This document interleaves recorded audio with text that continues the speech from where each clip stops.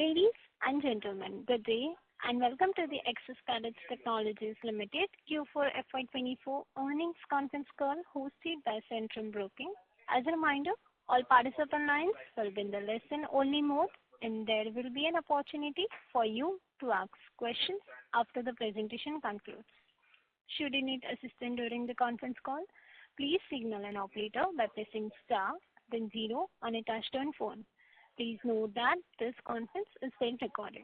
I now hand the conference over to Mr. Sumit Ketan from Orient Capital. Thank you and over to you, sir. Good evening, everyone, and welcome to Q4 and FY24 earnings conference call of Axiscades Technologies Limited. Today from the management, we have Mr. Arun Krishnamurthy, CEO and Managing Director, and Mr. Shashidhar SK, Group CFO. They will take you through the results and business performance, after which we will proceed for question and answer session.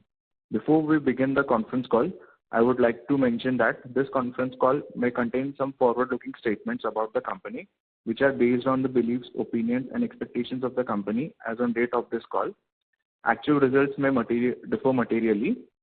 These statements are not guaranteeing the future performance of the company and involve risks and uncertainties that are difficult to predict.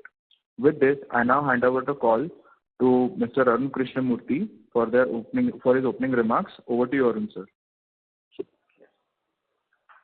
Good evening, everybody. Welcome to the Q4 FY24 and our full year earnings call. I am accompanied by Sashi, who is our Group CFO. Muju, who is the CEO of Mistral, is at the moment on business travel in California, so it's 3 a.m. for him. So he won't be able to join on this call as he usually does with us. I trust you have reviewed our investor presentation, which we have revamped to provide you with the status and potential of each vertical that we serve, along with business and financial performance. The financial year 2024 was a momentous year for the company, in which we successfully completed a qualified institutional placement, made 2 acquisitions, acquired new logos, strengthened our strategic relationship with several OEMs, had several deal wins, retired high-cost debt, and strengthened our balance sheet. I am pleased to report good performance in most of our verticals in FY 2024, except heavy engineering and PES, where we had macro challenges. The company completed the financial year with consolidated sales revenues of INR 952 crores, recording a growth of 17% over FY23, revenue of INR 814 crores. Our growth was much higher than the ER&D industry growth rate of 7.4% as per the NASSCOM report. Our constant dollar revenue growth was 14%. The revenue growth was driven by engineering services revenue, which grew by 21% from INR 576 crores in FY23 to 694 crores, led by aerospace, automotive, and energy. This growth came about despite degrowth and softness in heavy engineering and product engineering verticals, which I will elaborate going forward. The defense revenues grew by 8% from INR 238 crores to 258 crores, with production revenues in Mistral Defense tripling from 39 crores in FY23 to 112 crores this year. The company recorded consolidated EBITDA of 130 crores in FY24, as against a normalized EBITDA of 124 crores in FY23, a growth of 5%. The EBITDA margin stood at 13.7%, as against normalized EBITDA margin of 15.3% in FY23. As stated in our earlier earnings call, the company continues to make significant investments in building digital capabilities, which has short to medium-term impact on EBITDA. The financial year also saw one-time costs and organizational costs because of 2 acquisitions, as well as non-permitted expenses of equity raise event, which was charged to the P&L statement. The company hired senior leadership talent during the year and continued to retain experienced and billable resources in heavy engineering and product engineering services, despite degrowth, as it expects normalcy to return to these verticals in the later part of FY25. The reduced EBITDA margins in FY24 should also be seen in the context of these. The company recorded a PAT of 33.4 crores as against a PAT loss of 4.8 crores in FY23. The normalized PAT after adjusting for exceptional charge in FY23 was 63.23 crores. With prepayments of borrowings and proceeds raised by QIP, the finance cost has significantly decreased in FY24, which will add to the PAT. The business performance for the fourth quarter, the company continues to record consistent year-on-year growth in its engineering services business. For Q4, engineering services business grew by 23% year-on-year to 182 crores from 149 crores in Q4 FY23.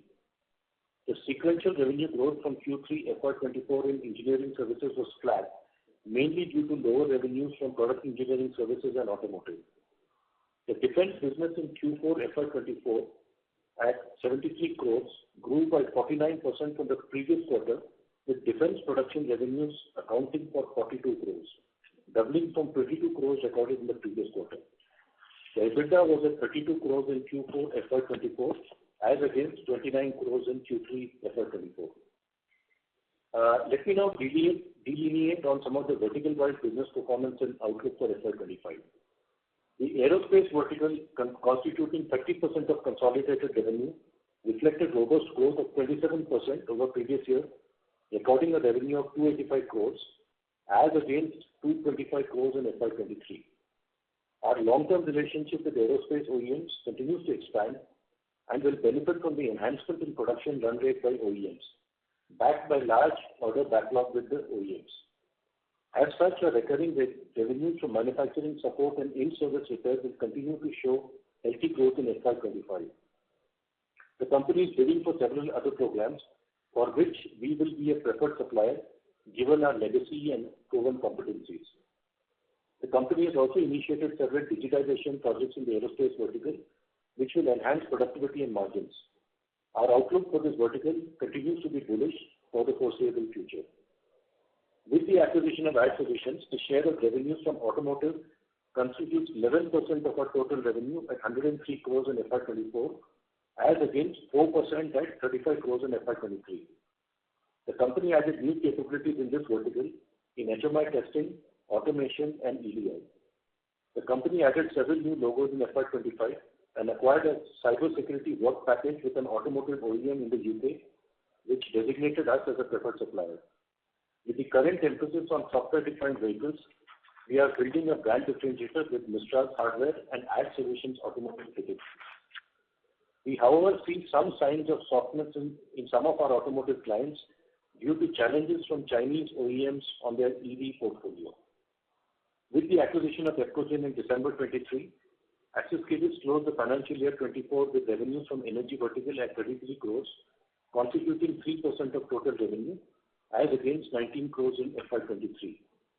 With Axiscades serves both domestic and overseas clients in the oil and gas, refineries, power, and green energy sectors, with expertise in front-end engineering, pre-award proposal engineering, detailed engineering, construction and commissioning support, with multidisciplinary capabilities covering the full spectrum of the energy sector. The company, considering the potential of this vertical, has positioned a business unit head in Dubai to enhance current relationships and build new relationships in the Middle East, and seeks to open a marketing office in Dubai in FY25.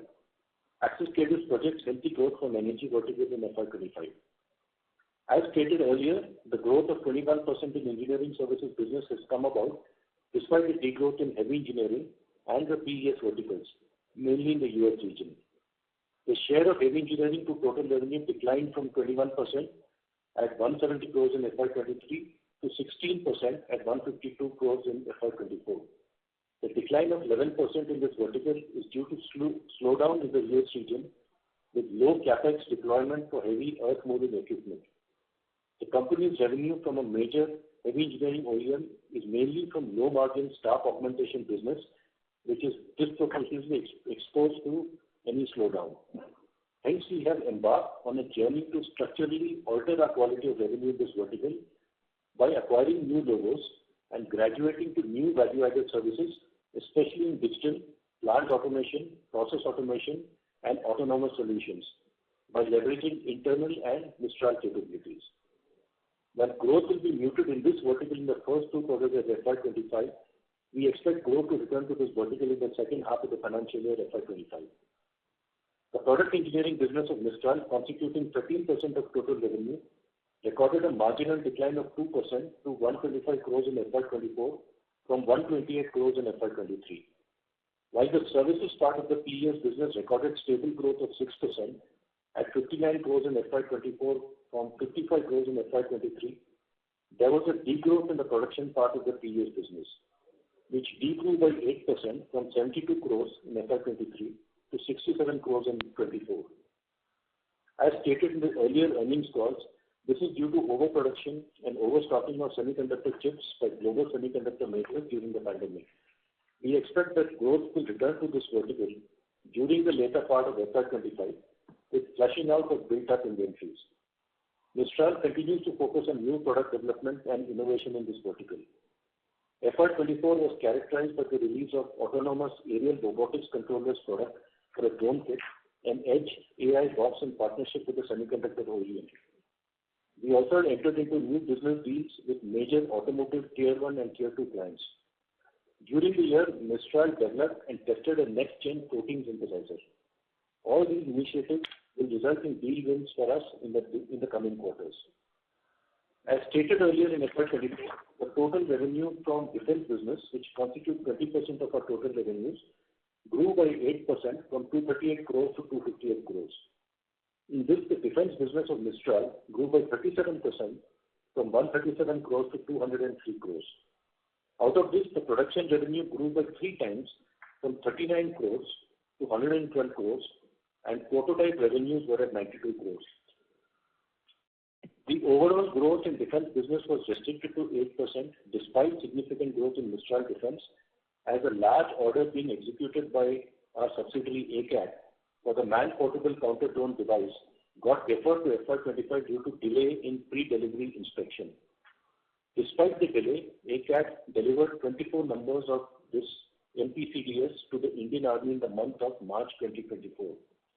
On successful execution of 100 numbers, which is an existing contract, by Q2 FY25, there are significant opportunities for repeat business and additional orders for this proprietary and one-of-a-kind drone technology developed by ACAT. This system is first of its kind of anti-drone system that has been inducted into the armed forces and is currently being used.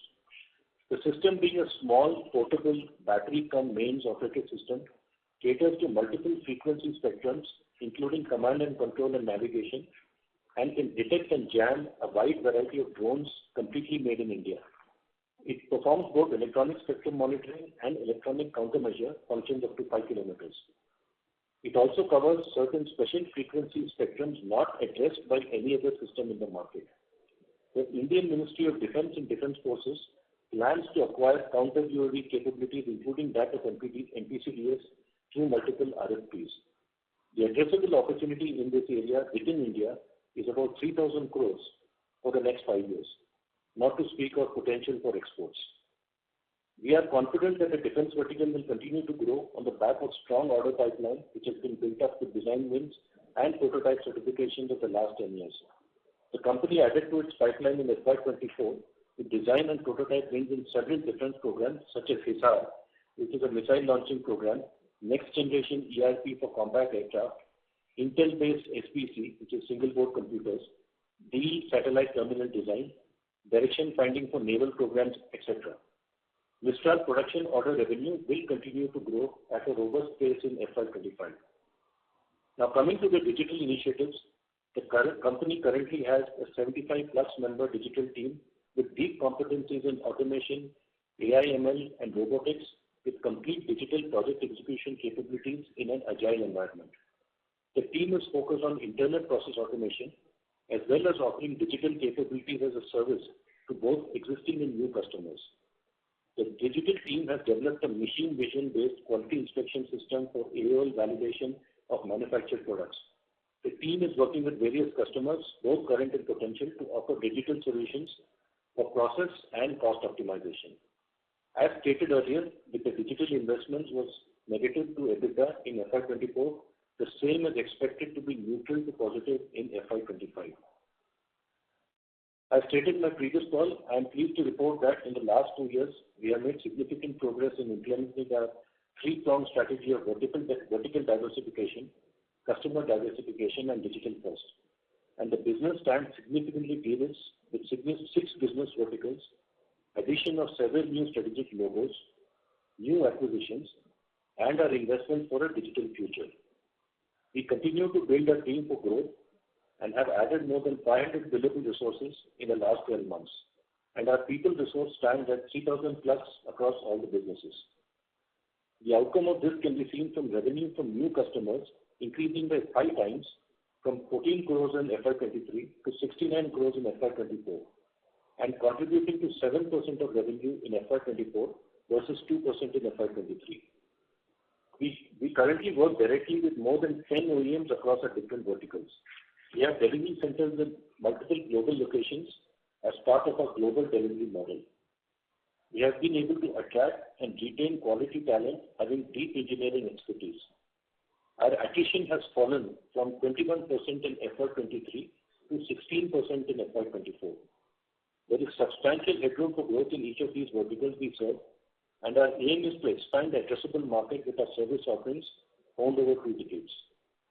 Our confirmed order book across all entities stands at 749 crores as against 589 crores at the beginning of the year, an increase of 27%. While we do not provide specific guidance on revenue and margins, our directional guidance on each of the verticals has already been delineated.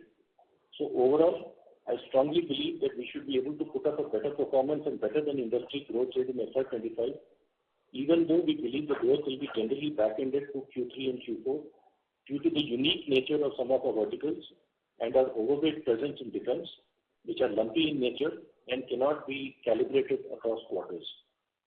To conclude, the fundamentals of the business remain strong and we enjoy excellent customer relations to take us forward on our growth journey.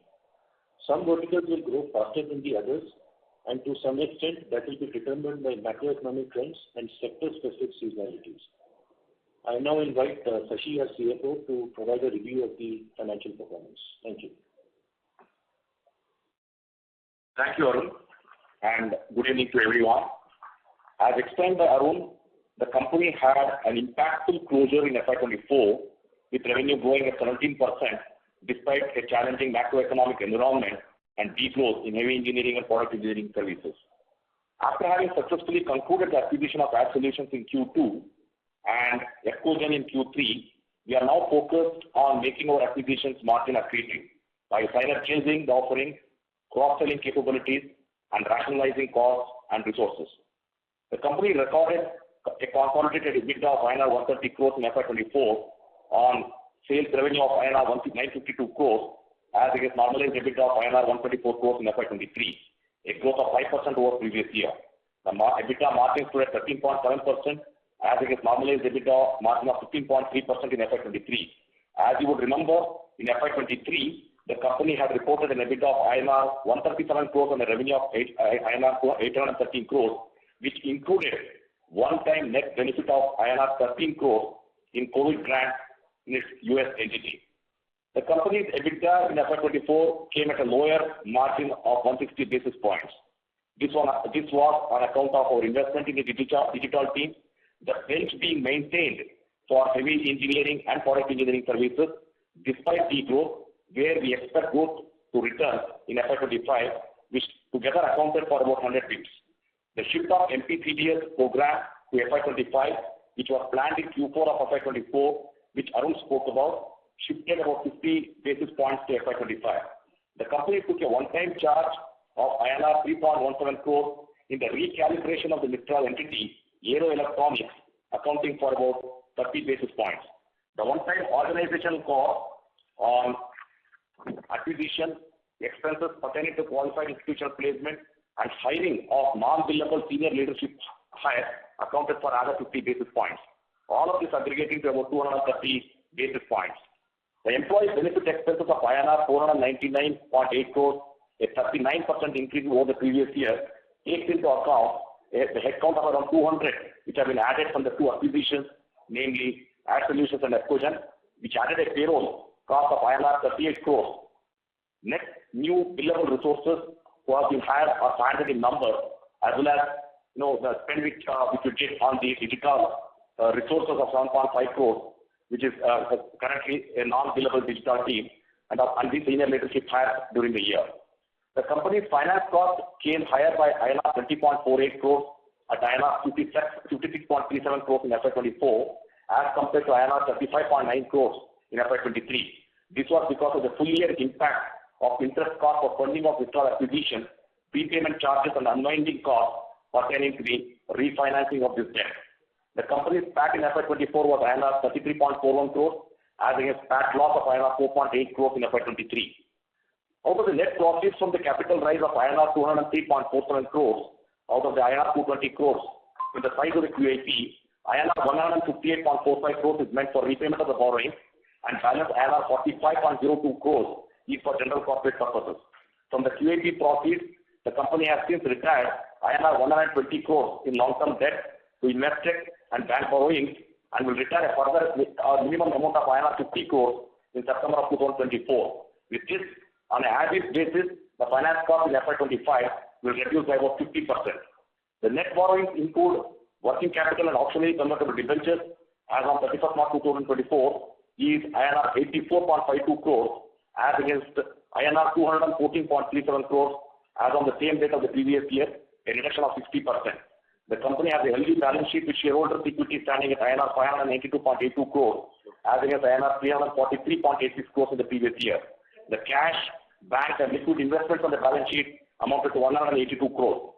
To conclude, our focus in FY25 will be to build a sustainable business and further strengthen growth and profitability. We will now open the floor to questions. Thank you very much. We will now begin the question and answer session. Anyone who wishes to ask question may press star and 1 on the touchtone telephone. If you wish to remove yourself from question queue, you may press star and 2. Participants are requested to use handsets while asking the question. Ladies and gentlemen, we will wait for the moment while the question queue assembles. The first question is from the line of Jyoti Singh from Orient Capital Markets. Please go ahead. Yes, thank you. Yeah, I'm audible. Sorry, ma'am, your voice is breaking.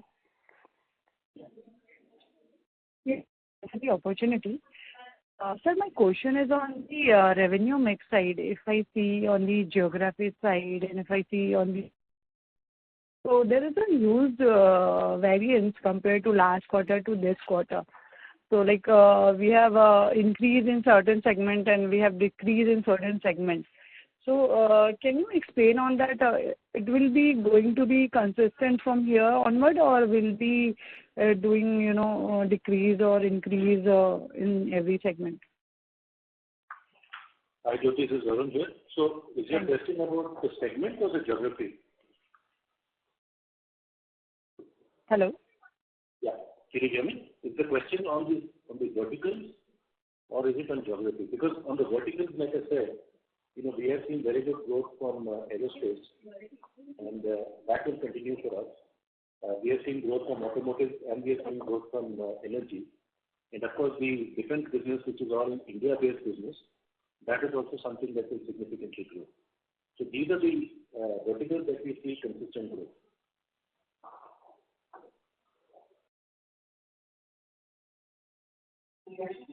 Thank you, sir. I will come in the queue. I think some network issue is there. Thank you. Thank you. The next question is from the line of Prakash Jain from Lucky Investment Managers. Please go ahead. Yes, hello. Thanks for the opportunity. Am I audible? Yes, you are. Yes, sir. So, sir, my question is that the total cost of goods sold that we have in our P&L, that pertains to the product revenue of the defense and the semiconductor business, right? You're right. The material consumption is what you see there is only from the semiconductor and the defense vertical, yes. Yes, sir.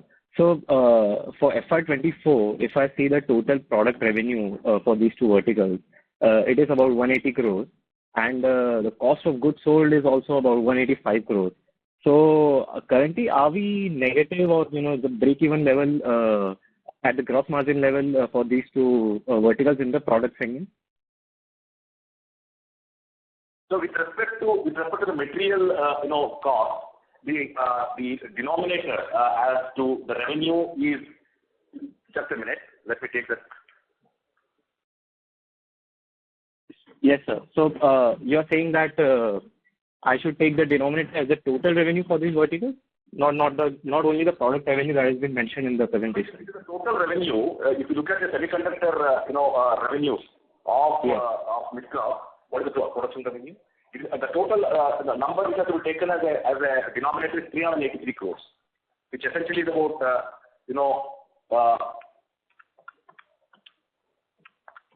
is about 50% of the material cost. Okay, so you're saying we make 50% gross margin on the semiconductor business. So combined with the design and the product revenue. Yeah, correct. Okay, and would the margins be similar on the defense side as well? So in defense, there are two parts to it. One is the production revenues, which are the regular runs in terms of what Arun described, which have tripled from about 39 crores to 112 crores. There, the EBITDA margins are around 29%. And then the other part of 90 crores is what we did for prototypes, essentially is a negative margin because of the fact that the objective at that point in time is to get into the order pipeline. As a result of which we have skipped bidding from various competition, and we ensure that we bid appropriately to ensure that we are in the order pipeline. Yeah, I think the structure is Arun here. Just to clarify, the life cycle of the defense win is that when we win an order, we work on the R&D and the design part. And usually that part is where we make some investments. Plus, of course, because we are in competitive bidding, we have to go low on price. So typically the margins in that phase are low, and that's what we refer to as prototypes. So if you look at this year, other than the 100 crores which is production, the rest of it is prototypes. But then once it moves into certification and production, that's where we have the part number. And when we move to production, the margins are much higher. It is, anywhere in the 25 to 30% EBITDA region. So the 100 crores of production revenues comes at extremely high margins, but the prototype revenues come at a lower margin because, like I said, for two reasons. One is we need to invest in R&D, and secondly, it's also competitive bidding. Okay. So the production is, you said 29% EBITDA margin? Yeah, so essentially for FY24, the production revenues was 112 crores, on which we made an EBITDA of 33.18 crores, which is about 30%. And at the same time, the prototype revenues was 91.62 crores, on which we lost 3.37 crores, as what I told you, because at that point in time the objective is different. Essentially, the blended, I would say EBITDA for the defense vertical of Mitra, was 30 crores at 15%, against the 203 crores, total revenue. Yeah, and the prototype business is important for us because this is the pipeline that we build. So this is the future production order that we have. So we consciously make an effort to make sure that we win orders where there is a high production potential. And depending on the amount of prototypes, there is an investment that we need to make. All right, sir. And I have one more question. If you can tell us for the finance cost for the FY25. Yeah, so the total finance cost for FY25 from the financial statement of what you see is 55.76 crores, and that essentially involved the long-term debt which we raised for the purpose of acquisition of Mitra, which was a total amount of 210 crores, of which now with the QIP proceeds we have returned 105 crores or repaid 105 crores, and we will be repaying a minimum of other 50 to 60 crores in September. So and with this retirement of debt in FY25 we expect that this 56 crores of finance cost as what is there on the P&L will reduce by at least 50%. Okay. All right, sir. Those are my questions. Thank you very much. Thank you. Thank you. The next question is from the line of Deepak Podar from Sapphire Capital. Please go ahead. Yeah, I'm audible, sir. Yes, you are. Yeah, thank you very much, sir, for this opportunity. Just first up, I just wanted to understand. I mean, in the previous call as well, I think we had a objective, maybe what, by FY26, I guess, or 2026, PAT objective of 180 crores. Now, given this issue in the semiconductor sector as well as underperformance in heavy engineering, how is that outlook stands as we speak now? Yeah, no, we are still gunning for that. So what we said is that this is from FY23 to FY26, we would like to double our revenues and we'd like to triple our PAT. So we were $100 million, if I talk in dollars.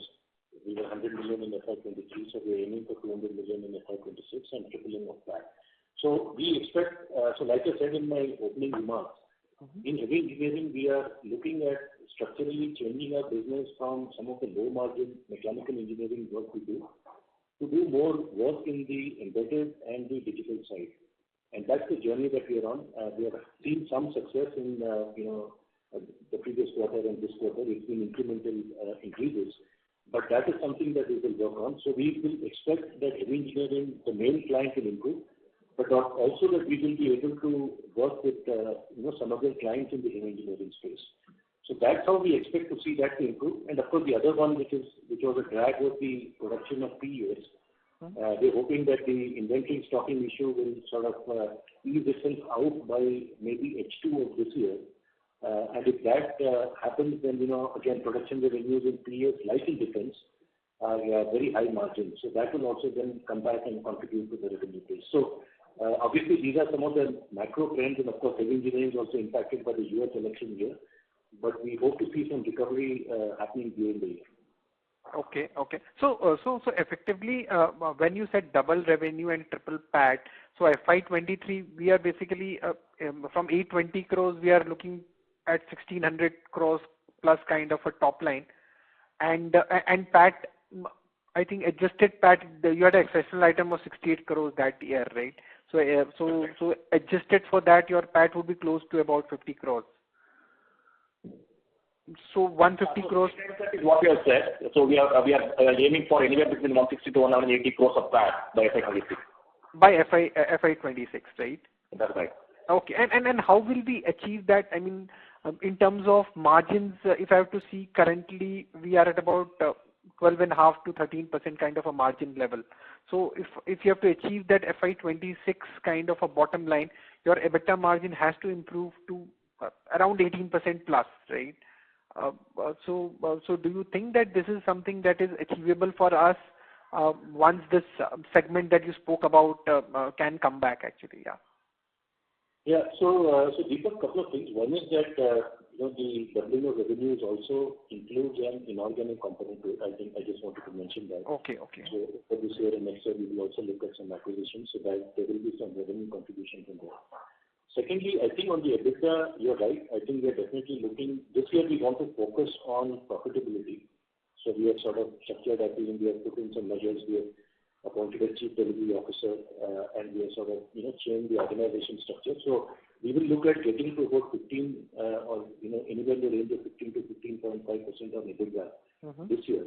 And then we will look at also enhancing, like I said, our production revenues from both defense and PES, which will happen later part of this year to next year. So we are hoping that the ramp up of that quality of revenue or production will also give us a disproportionate benefit on EBITDA into FY26. So that's the plan that we have. And just to add to that, the entire digital team as what we have built, one of the main focused areas is to remove the linearity between revenue and HR resources. And what they do is they automate the repetitive processes, and their objective is to remove at least about 30% of the such labor, if I can call it that, involved in that. So these automation processes and what is done in terms of the fixed cost projects will also add to the EBITDA margin. Okay, I got it. That's very clear. And just a final clarification. You mentioned this year you are expecting a growth that is better than FY24 growth that we have seen, and that growth will largely be back-ended to second half, right? Your first half will be flattish because of the oversupply in semiconductor and even the heavy engineering that you expect to have some improvement maybe in 6 months. Yeah. So we are expecting obviously to grow better than industry. So if the industry growth is 14-15%, we expect to grow better than that. And in verticals, yes, the growth will be back-ended, specifically when it comes to PES, for example.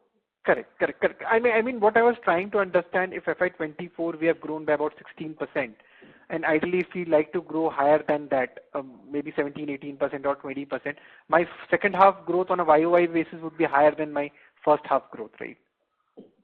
That's correct, yes. That's correct. Okay, fair enough. I think that's it from my side. So, all the very best to you. Thank you so much. Thank you.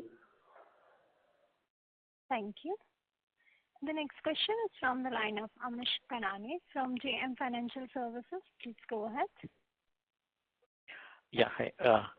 Congrats sir, on a relatively good set of numbers. Sir, in terms of defense, good ramp up that we have shown on the production side where the margins are high from 38 crores to 112 crores. And we have mentioned that, executable production orders for the coming year could be 272 crores. So one clarification, sir, and thanks for this, that it gives us some clarity on, the trajectory.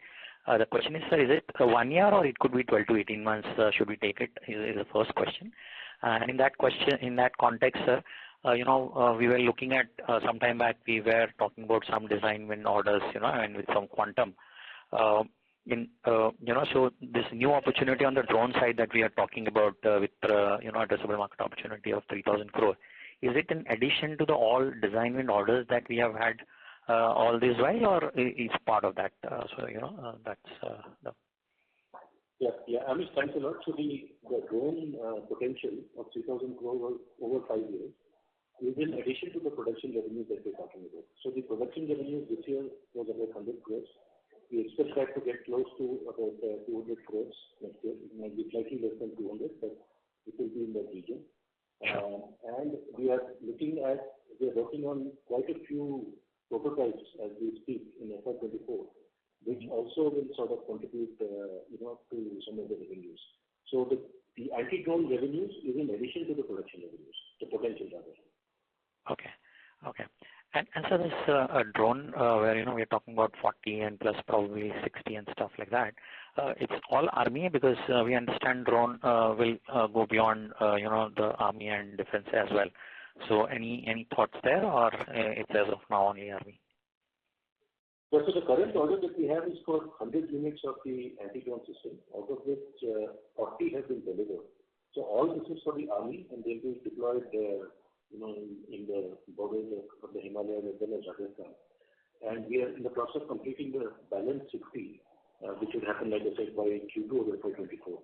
And the other pipeline of orders that we see in anti-drone also we are seeing at the moment from the army.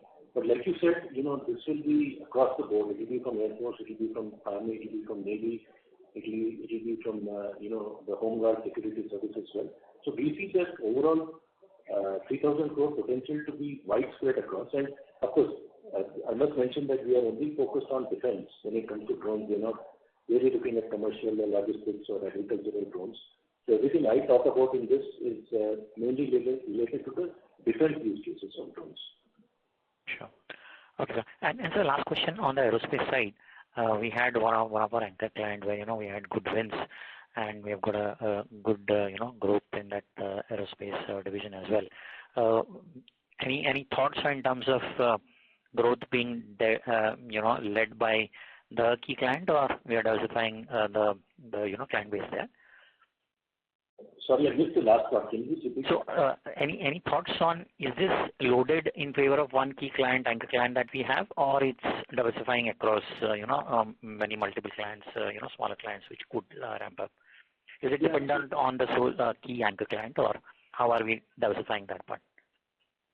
Yes, if you look at the aerospace vertical, unlike, say, automotive or any other vertical, there's a small set of OEMs. As you are aware, there's Airbus, there's Boeing, there's Bombardier, and to a smaller extent in rail.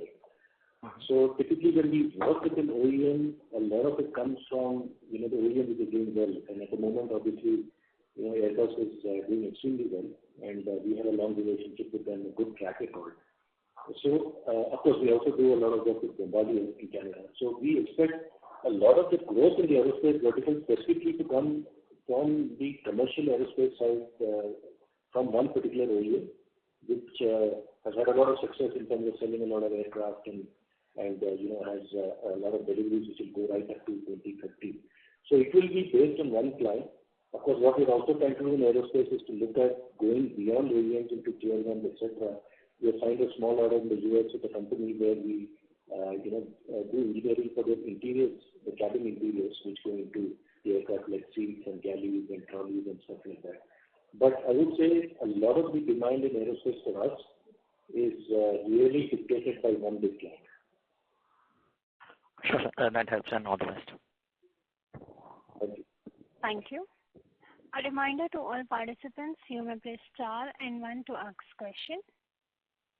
The next question is from the line of Faisal Zubair Hawa from HG Hawa and Company. Please go ahead. Well, my question is about the defense offset. Do we have any kind of more defense offset that we may have tie-ups for, and which could yield us a very big business in coming years? Second question is, sir, with regards to your estimate for FY26 of 1,600 crores revenue, does it include our defense business or this is purely the software services business? And third is, sir, while our attrition at workforce level has come down, our attrition at top level, like CEO and CFO, has always been a point of concern for investors. So, what kind of systems are we, putting in place so that we are agnostic to the leader who is at the helm of affairs? And secondly, sir, with regards to Mistral, how do we want to now incentivize so as to we can retain the old team at Mistral, because this is also a very IP related business and which has been built up over the years, and with any kind of disincentivizing the team could cause some kind of problems to us in the future. Yeah, so Faisal, thanks a lot for all your questions. So I'll try and remember all of them and answer it in the same order. I think firstly, your question was on defense offsets. What you're seeing is that the offset business is actually declining in India. It's not just for us, but across the board. The reason being that, offset was meant so that there could be a technology transfer which could happen to India. Otherwise, there was a penalty, in very simple terms. Now, what most foreign companies have been doing is that they're pricing in the penalty into the contracts. Therefore, they don't do the transfer of technology. So when we talk of defense, predominantly it's the Make in India, it's the Atmanirbhar programs, which is the big driver for us. And everything that we talk about in terms of production, in terms of prototyping, etc., across the whole electronic warfare area, most of it, I would say almost all of it, is electronic warfare. Of course, we have a small part of the business which we do for some French multinationals, subsidiary in Axiscades, and that is the manufacture of test benches, for a couple of clients. So that will continue, but that was sort of more, legacy. So we don't see much offset business going forward in defense. We see more of the Make in India initiatives, which is a huge driver for growth. So that's point number one. The second question you had about the 1,600 crores, that does that include defense? Yes, definitely it includes defense. In fact, defense is one of the big drivers, which is part of that, because given the differentiators that we have and the relationship that we have, we expect to grow defense, and that will be a big contributor to the revenue ambitions and the EBITDA ambitions that we have. So definitely it's part of it. Third question of yours is interesting on workforce, on CEO and CFO. Well, we've been around here for now 2.5 years. You're right. I think in the past there has been concerns, there's been, a fair amount of attrition, etc. But I think like we have sort of spoken about this in the previous calls, we are, both me and Sashi are people who have stayed in companies, for a long tenure. So from our perspective, definitely we don't switch a lot. Secondly, even from a company's perspective, there are, financial incentives, there are stock options, which are all performance-based vesting. So those are incentives which are sort of meant to, keep the key management teams. And it's also not just for CEO, CFO, it's obviously across the board. But since you asked the question of CEO, CFO, I mentioned that. Lastly, on Mistral, we have again rolled out a stock incentive plan, which we are in the process of finalizing. Everything is almost done and dusted. We are very confident that we'll be able to retain all the key talent. And in fact, we have also promoted some of the key leaders of Mistral to very key leadership roles across the group. So, for example, one of the co-founders is Rajiv Ramachandra.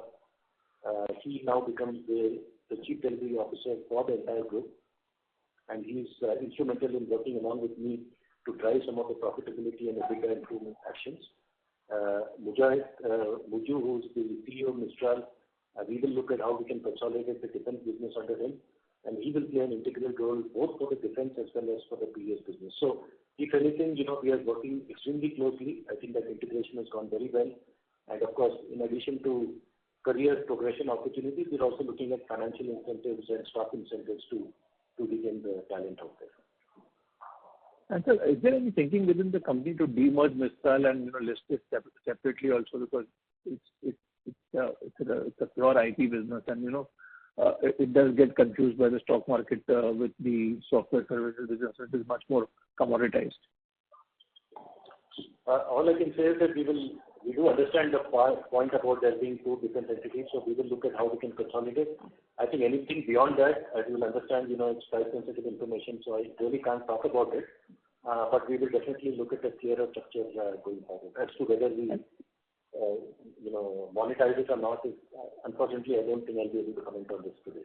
And sir, can you just elaborate on the role of Mr. Abedali Nimukwala, on how he's really, guiding us, because he comes from, a very, very, large platform, and to him to even agree to become a chairman of a company which is much more smaller is a big thing. So I mean, what kind of goals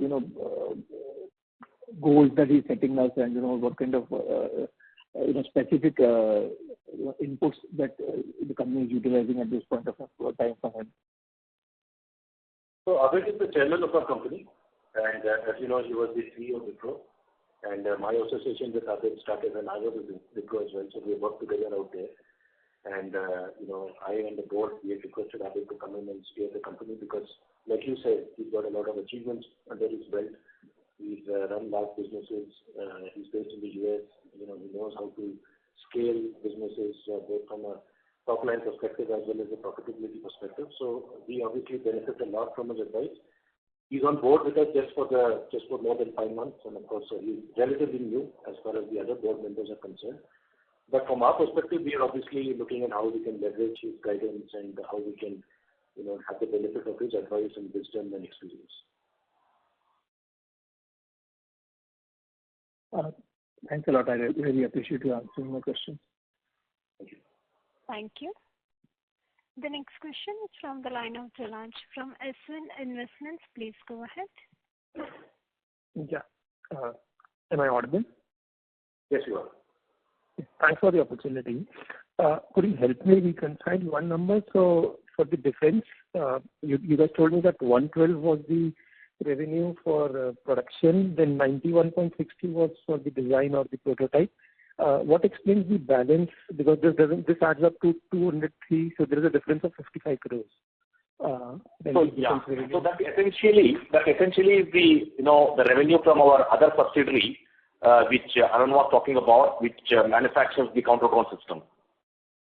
Okay. So the revenue for that comes out to be 55 crores for this year, yes, right? Right. And what was the revenue from the same last year? Last year it was 90 crores, and this year the reason as to why there was a degrowth is essentially because of the fact that the entire anti-drone system, which was the one of the main focus, I would say, revenue for this year got pushed. Okay. And what sorts of margins do we make in that business? Upwards of 20%. Okay. That explains it. Thank you. And my second question was with regards to the other ER&D business of ours. So if I were to see the margins separately, the segmental margins as you mentioned, so there has been a dip on a while. If I were to compare the FY23 and the 24 numbers, so could you help me understand what explains it and what we are doing to improve them both ways? Yeah. Yeah. So essentially, if you remember, during my call, as I explained to you, there were the cost as what we incurred for the digital team, which contributed a substantial number, and also the one-time cost as what we incurred for the QAP as well as the acquisitions which we did, and also the revenue from the HEG and the PS business. Or the degrowth with respect to that, and the people who are working those verticals we retained, And all of that, in terms of each, I would say, metric as of what I explained to you, that's what was the cost for a marginal degrowth in EBITDA, which we hope to kind of, I would say, claw back in FY25. Yeah, so Jalaj, I'll just add out here. I would say that, traditionally, this has been the part of the business for us which has been low margin. So when we talk of improving our margin, say going up to FY26, the defense margins will sort of approximately remain in the same region. The improvement that we will hope to bring in is in the engineering services business. So this is the sort of transformation journey that we are undertaking. And when I talk of a lot of profitability measures, optimization, delivery optimization, etc., a lot of it will be targeted towards the engineering services business, and that's where we will bring in some actionable items. Got it. So just maybe a little deep dive into it. So what gives us confidence, or is it more from a capability perspective that we need to improve, or it is more to go with the delivery per se? You feel like is there maybe both the short term and the long term perspective to it? Just onto that. Could you deep dive a little into that? Yeah, sure. So I think there's a couple of things. So one is that in certain sectors we are present in, I would say, commoditized mechanical engineering work. I think I mentioned about heavy engineering, where the margins are not very high, and some of it also tends to be staff augmentation in nature. So number one, we are looking at how we can change structurally those businesses where we are in commoditized low margin areas into, say, moving into embedded or into more profitable areas. So that's point number one. Point number two is that we will look at how much we can automate and digitize a lot of our internal workflows. And for example, in aerospace, we had some pretty good success because we have very good domain knowledge. So they've done some of that in FY24. But going forward, we will bring in AI and automation to a large degree so that we can sort of break the link or the linearity between revenue and headcount. So that is the second thing that we will be looking at. I think the third thing that we will look at is that traditionally a lot of people in our various verticals have tended to stay in those verticals. So now, with our new delivery structure, with our chief delivery officer, we're looking at building out competencies, and we're looking at horizontal competencies which we can build so that there's more fungibility and mobility of people from one vertical to the other. So that, next time we have a requirement, say, in a new vertical, we don't have to go out to the market and hire, but rather we can pick an existing person, retrain them, and deploy them. So the whole resource movement, fungibility, the utilization of people, that is the third lever that we will look at. So these are three levers that we will broadly look at. Of course, there are a few other things like we are looking very aggressively at tier 2 centers. So we are sort of very close to finalizing 1 or 2 centers not in urban areas, so that can reduce the cost of delivery. We are also very aggressively looking at increasing the bottom of the pyramid. So, recruiting more interns, looking at how we can get diploma holders to do some of the low-end work rather than engineers, so that lowers the cost base. So there's a few items that we're putting in, which will sort of, work towards this. Understood. And one last question, if I may squeeze in. For the semiconductor business per se, so there is a drop in the production revenue, I understand, for FY24, maybe the overstocking thing is happening. But the design part also, it's been more or less flattish. So is it because of some client-specific issues, or the client is also facing a headwind, or there is some other thing you believe, like, because I do understand production can be a thing, but design, there is a lot of across AI and all stuff, there is a lot to do with the semiconductor layout or the motherboard designing there. So could you help me understand that, or are we building in more capability which is required? Are we on the lower end of the capabilities there in the value chain? What explains that? And what are we doing to fix it? Yeah, sure. So I think if you leave out the production part, if you look at the design part of it, actually what we do is pretty high end. And actually some of the problem lies in that, because what we do is that we work on silicon validation boards with our OEM. So basically before the new chip is released, we work on building it up for the end customer, develop use cases, etc. So almost every 6 months to 1 year, as a new chip is developed, we sort of work with that. So it's almost at the cutting edge of technology. Now the challenge with that is, in order to, and of course we have seen some growth from FY23 to 24. But I think the challenge out there is also to find the right kind of skills, because these are pretty specialized skills. So for us, unlike in, say, aerospace or automotive, where we can go and recruit, say, 50 engineers, to get, people who are who have very good embedded kind of capabilities is hard. Plus, the other factor which is happening is that we also have a lot of GCCs coming into the country who are obviously setting up base, and they're, mopping up a lot of the people. So we have some supply chain issues, I would say, in the semiconductor space. I would say the pipeline is pretty robust. We have very good relationships, but there it's more a question of getting some of the high-end resources, and even if you have to train them, it takes longer. It's not like a 6-month or a 7-month training course. It's probably much longer than that. So those are some of the challenges that we have in order to build up that business at scale. But the good news is that the market opportunity is there. So we are looking at how we can sort of improve on that front as well. Understood. Best of luck. Thanks for the answer. Thank you. Thank you. A reminder to all participants, you may press star and 1 to ask question. The next question is from the line of Manju Bashini from JM Financial Services. Please go ahead. Hello, sir. Good evening. So certain clarifications here. First on the Mistral part, the production revenues is clear, 120 crores for the year, vis-a-vis 38 odd crores. The other part, the R&D and design revenues, has there been the numbers, what is the 9-month number in this, and the full year number you have talked about is close to 146 crores. So what is the 9-month revenue run rate here, sir? Look, you are wanting to, the full year revenue from prototype is 91.62 crores. Okay. You want only the 9 months? No, because it's 9 months from whatever data I have, it suggests some 167 odd crores, and you're saying full year is only 91 odd crores. So I just wanted to clarify. 91 crores. The prototype is only 91 crores, and if you want the first 3 quarters, then of course I will pull it out. I can pull it out and let you know. But the actual prototype revenue is 91.62 crores. Okay, and on this 91 odd crores, you said there is a loss of close to 3.5 odd crores for the full year, correct? That's right. Okay, and this 91 odd crores, this is also like, see, the growth of this R&D and prototype revenue will be based on whatever newer projects that you are working on and things of that. So it is sort of a lead indicator, isn't it, sir, for how the production revenues will build up over the next few years? You are right. Okay, and the Mistral sales is summation of production revenues and the prototype revenues only, right? That's right. Okay, and what was the Mistral production revenue?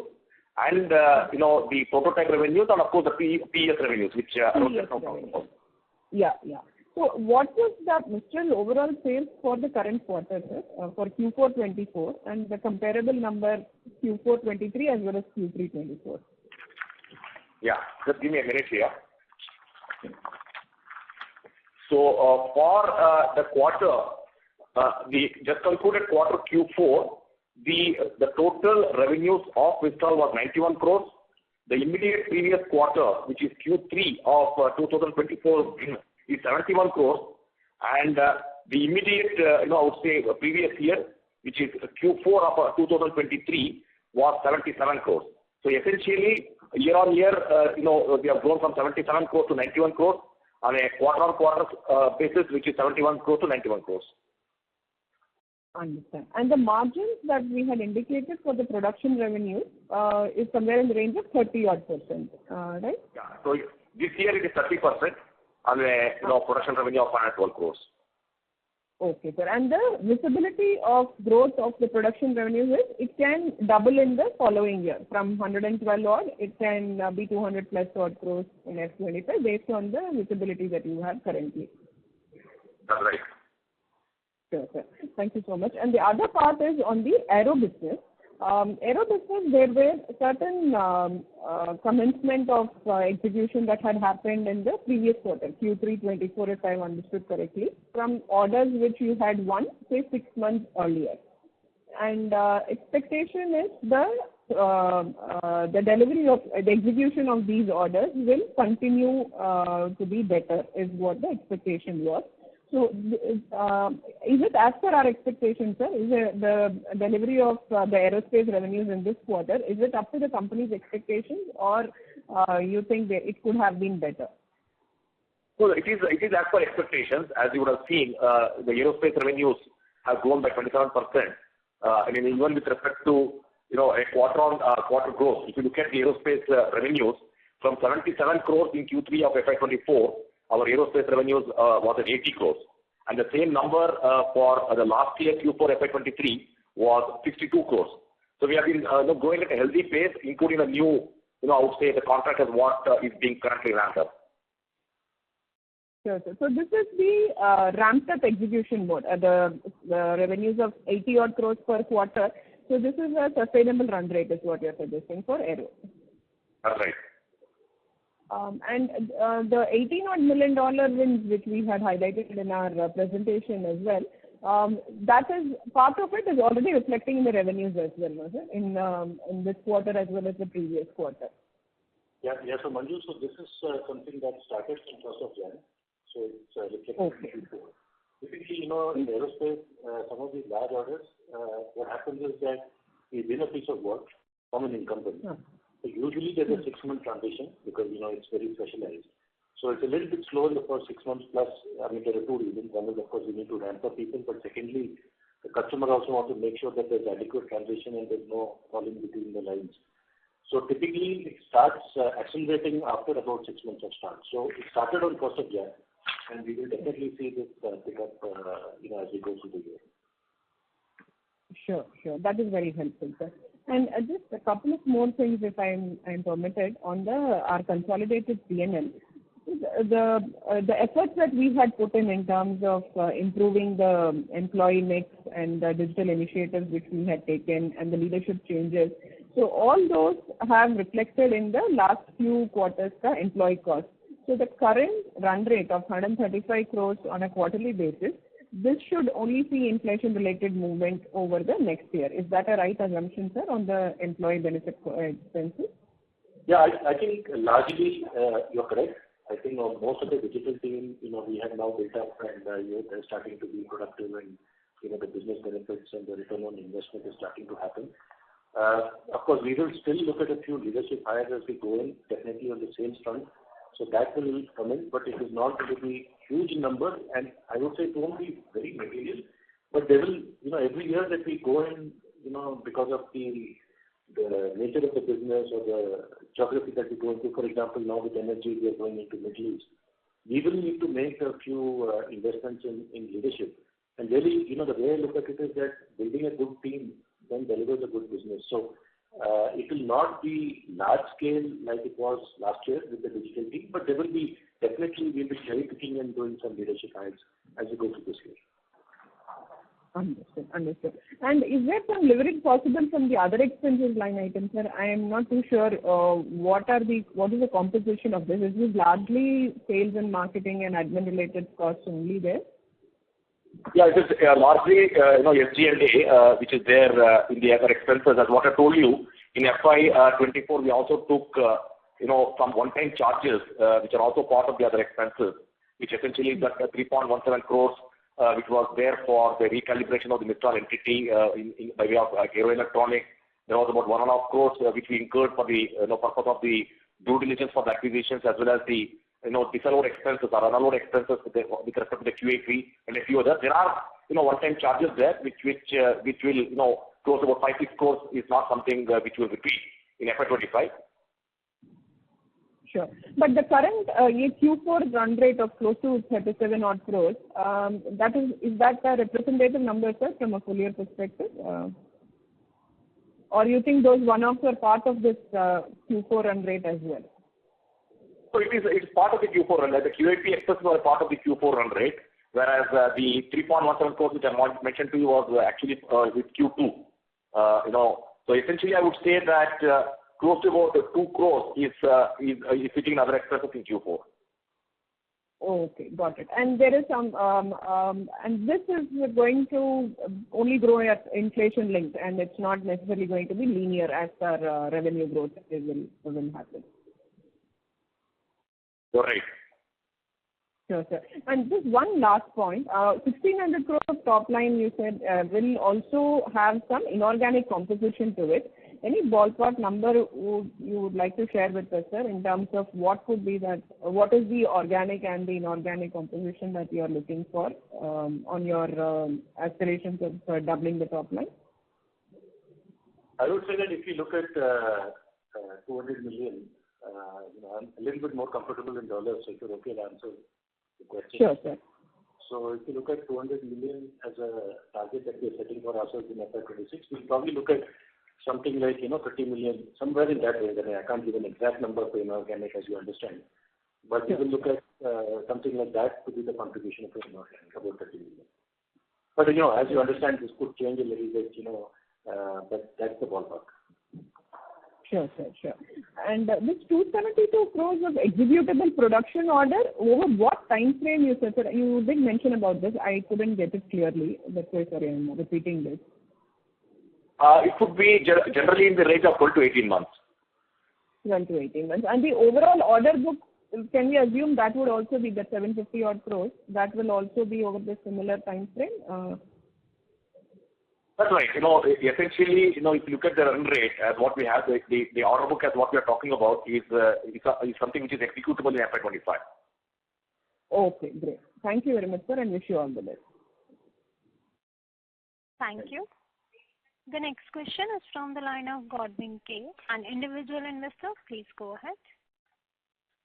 Yes, thank you for taking my question. So my question pertains to the acquisition of the company Ecogen. Can you throw some, Ecogen is into more verticals. If you can kindly help me understand, since we are in the process of streamlining our company into good systems and process. And what made us to go and acquire this company during that process? First thing. Second thing, you can kindly help me understand the renewable energy landscape business that this company is into and put some color on the future of this company. That will be fine. Thank you. Yeah, so the rationale for acquiring this company is that, firstly, like I said, we believe in a diversified vertical base because, at some point or the other, there is one vertical or other which will always have some seasonality. So I think having a diversified base helps. Of course, we don't want to spread ourselves too thin. So we are happy with the base that we have. But the rationale for acquiring Ecogen was we felt energy is a good business to be in, both from a renewable new energy perspective as well as from an oil and gas perspective, because oil and gas still has a lot, going in it, at least for the next 10 to 20 years. In specific, if you're asking about, so what Ecogen has is, the whole procurement, construction, engineering kind of skills. And this is applicable across large capex construction in oil and gas as well as renewables. So, for example, in renewables, we are working with a company which is a UK-based company, which makes cryogenic fuels. So we are constructing large storage plants for them, and the whole procurement and engineering design of that is done by us. But of course, we're doing a lot of work on the oil and gas side as well when it comes to construction of refineries, carbon capture, sulfur capture, gas storage plants, etc. So the rationale is that we want to have a presence in energy, and we believe that with that, Middle East is also an interesting territory for us. Thank you, sir. That's from my end. Thank you very much. Thank you. As that was the last question for the day, I would now like to hand the conference over to the management for closing comments. Over to you, sir. We thank all the participants in this earnings call, and we also thank Orient Capital for organizing this call. Thank you very much. Thank you. On behalf of Central Broking, that concludes this conference. Thank you for joining us, and you may now disconnect your lines. Thank you.